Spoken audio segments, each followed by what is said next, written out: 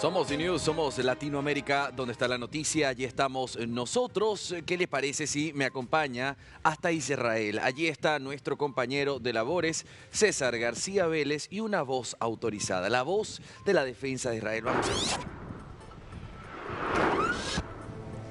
¿Qué tal, Andy? Continuamos nosotros en vivo y en directo para toda Latinoamérica desde Israel. En esta cobertura especial tenemos la oportunidad de conversar con Ronnie Kaplan. Él es vocero de las FDI y va a permitirnos entender mucho más qué ha pasado durante estos 11 meses en esta guerra que libra Israel en varios frentes. Gracias, Ronnie, primero por este espacio en directo. Te hemos tenido muchas veces por videoconferencia, pero ahora hay la oportunidad de conversar directamente. ¿Qué ha pasado en estos 11 meses? ¿Cómo está el conflicto, sobre todo desde que se inició con Hamas aquel 7 de octubre del 2023? Muchas gracias, César, por la entrevista y por estar acá en Israel. Mirá, la realidad es que a veces uno quiere que las cosas sucedan rápido y piensa que es en un clic, en un abrir y cerrar de ojos, pero demora. Estamos luchando contra un grupo terrorista en la Franja de Gaza que estuvo durante 17 años mimetizándose dentro de la población civil para luchar contra nosotros.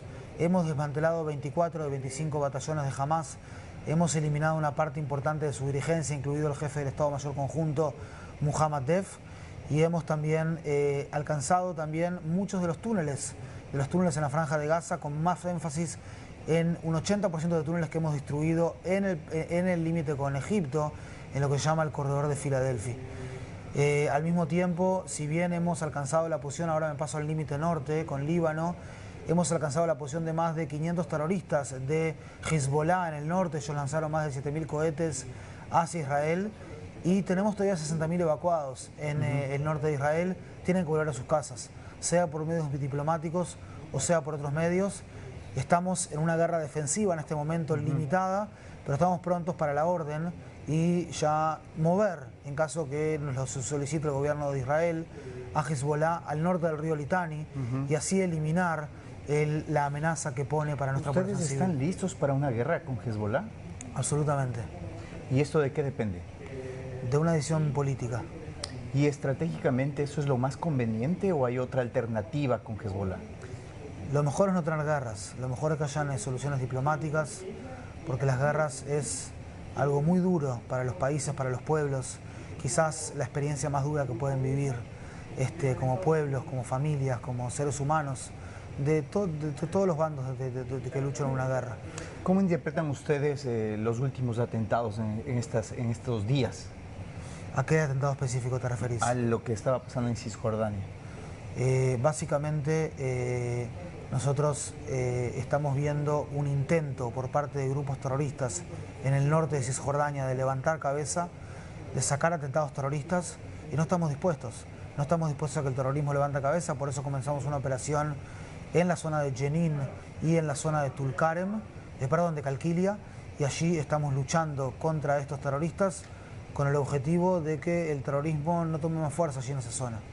¿Qué pasó con el tema de la zona humanitaria y la intervención que ustedes realizaron? ¿Cuáles eran la información que ustedes tenían al respecto de por qué debían actuar así? Voy a ver los nombres de los architerroristas que alcanzamos en esa zona. La realidad es que nosotros hicimos una operación precisa cuando encontramos, según la información de inteligencia, a 3 terroristas juntos. Estaban allí Samer Ismail Kader Abudaka, jefe de la unidad aérea de Hamas, Osama Tabesh, jefe del Departamento de Observación de Objetivos de la Inteligencia, y Ayman Mavhu, un alto mando del Hamas también, y los 3 estuvieron directamente involucrados en la ejecución de la masacre del día 7 del 10, y con información de inteligencia precisa, la Fuerza Aérea alcanzó esa posición de ellos, que estaban también con otros terroristas, no sin antes operar con un dron de vigilancia aérea para maximizar daños terroristas, minimizar daños civiles. Una vez más, jamás lo que hace es mentir abiertamente por intermedio de su Ministerio de Información, que está 100% sujeto a Hamás en la Franja de Gaza, y exagerar los números allí dentro de ese lugar. Nosotros preferimos no operar nunca dentro de la zona humanitaria en la Franja de Gaza, que fue establecida junto con la comunidad internacional para el bien de la población civil en Gaza, que no es nuestra enemiga. Nuestra enemiga es el grupo terrorista Hamás. Pero acá la pregunta hay que hacérsela al portavoz de Hamás.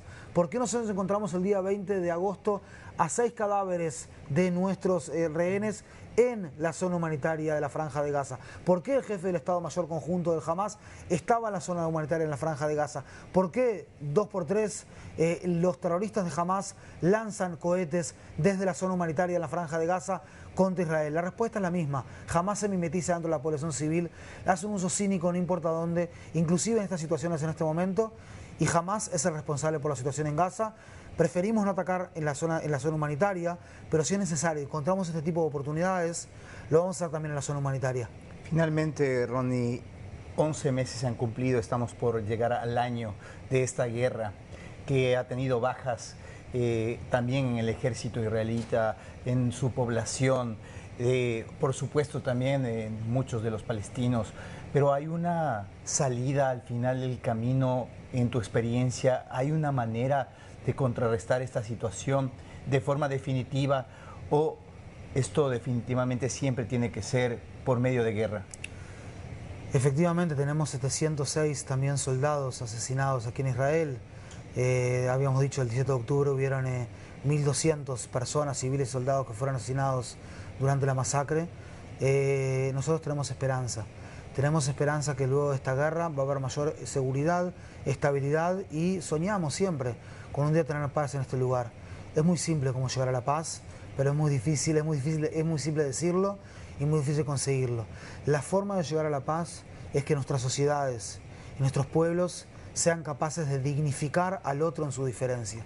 Si yo, César, te respeto a vos siendo distinto a mí y vos me respetás a mí siendo distinto a vos, y eso es lo que hace interesante nuestro mundo, porque somos distintos y somos sociedades y pueblos heterogéneos, en ese caso podemos un día llegar a vivir en paz. Si nosotros, como el radicalismo islámico, dividimos el mundo en dos, en blanco y negro, entre fieles e infieles, siempre ellos son los fieles a los ojos de ellos y nosotros somos los infieles, en ese momento nosotros no vamos a poder llegar a una paz.